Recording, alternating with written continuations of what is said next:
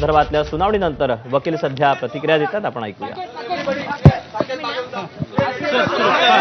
काय झालं कोर्टामध्ये, काय उद्या 4 वाजेपर्यंत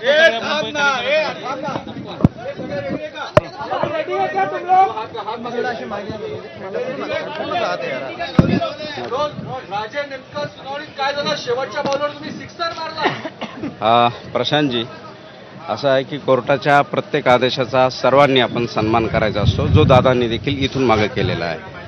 आजपर्यंतच्या इतिहासामध्ये मराठ्यांनी या देशाचं, या राष्ट्राचं, या संपत्तीचं स्वातंत्र्यापूर्वी संरक्षण केलेलं आहे। हा दैदिप्यमान इतिहास आपल्याला शिवाजी महाराजांच्या इतिहासापासून जगत ज्ञात आहे आणि हा असा जाज्वल्य इतिहास जागवण्याच्या 350-400 वर्षानंतर या मराठा समाजाच्या किंबहुना कुणबी या जातीच्या मागणीसाठी दादांचं 8वं उपोषण आहे, ते आमरण उपोषण आहे। आपल्याला सर्वांना माहिती आहे की यापूर्वी 31 मे 2025 रोजी इथून मागे सरकारने लेखी दिलेल्या आश्वासनानुसार दादांनी यापूर्वीचे 6 ते 7 उपोषणं सोडलेली आहे। याचा प्रसार आणि प्रचार आपल्या माध्यमातून बराच वेळा झाला, पाहिला आणि सगळ्यांनी तो नोंद केलेला आहे।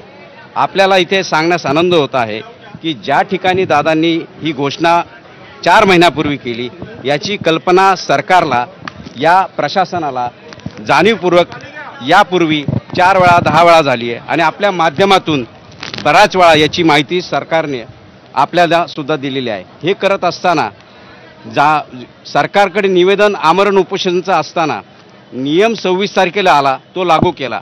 निवेदनाचा दिनांक हा 4 महिन्यापूर्वीचा होता। हा आता वादाचा मुद्दा आहे, आम्ही मांडू। पहिली गोष्ट, दादांना जी पहिली परवानगी मिळाली ती नवीन बॉम्बे पोलीस ॲक्टच्या नवीन धोरणानुसार, नवीन रूलनुसार मिळाली। त्या ठिकाणी ही डेजिग्नेटेड प्लेस जी आहे आझाद मैदान, आपल्याला माहिती आहे 5000ची ही क्षमता असलेलं डेजिग्नेटेड प्लेस इथे देण्यात आलं दादांना आणि त्या ठिकाणी त्यांचं आमरण उपोषण आपल्या सर्वांच्या माहितीसाठी, आपल्याला सगळ्यांना ती माहिती आहे, सुरू झालं आणि त्या संदर्भातला अर्ज देखील त्यांनी तिथे केला।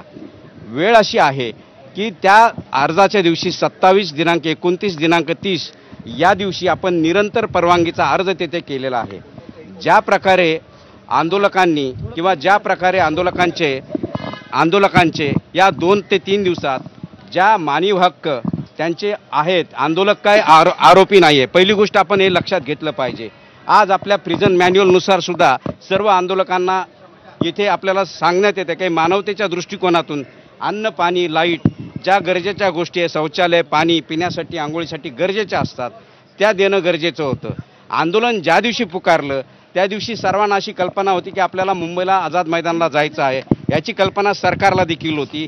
या संदर्भात देवेंद्र भारतीजी जे कमिशनर आहेत यांच्याजवळ त्या ठिकाणी बऱ्याचशा 12 तारखेला याची मीटिंग झाली, याचं संयोजन कसं करायचं, यापूर्वी 26 तारखेला जी दादांनी डेडलाईन दिली होती त्या संदर्भात देखील चर्चा झाली। नेमकी काय त्यांनी त्यामध्ये प्रस्तावना केली, सरकारला काय आवाहन केलं, याची देखील नोंद घेणं या ठिकाणी गरजेचं आहे।